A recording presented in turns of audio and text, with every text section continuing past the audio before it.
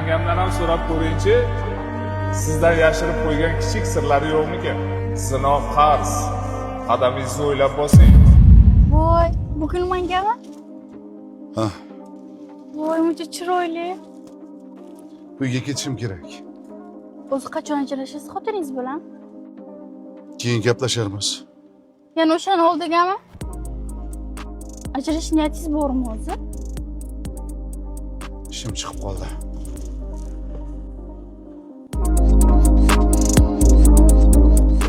Akangiz ishda edilar. Hammasi o'zim yo'qolib ketdi-da. Sizni ham ovora qilib qo'ydim. Ha yo'q, ovorasi bor ekanmi? Axir yon qo'shni bo'lsak. Akamga salom ayting. Yana o'zlari ham kelib qoldilar. Assalomu alaykum. Yaxshimisiz qo'shni?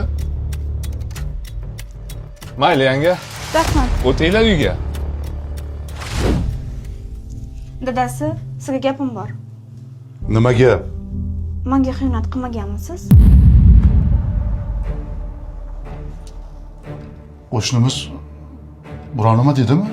Yo'q, nimadir deyish kerak edi. Yo'q.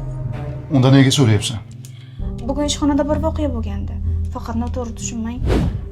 Bilasizmi, har doim mendan ko'p o'tib ketadigan erkak mijozimiz biror marta menga qaraganini sezmaganman. Bugun esa qaytib berayotganimda qo'limdan ushlab oldi.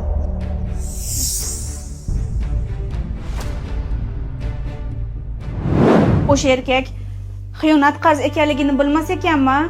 Uni ham qizi bordir, ayoli bordir. Agar uni ham ayolini birorta begona erkak qo'lidan ushlamasa, rozi emasman. Dadasi, sizni ham xafa qilib qo'ydimmi?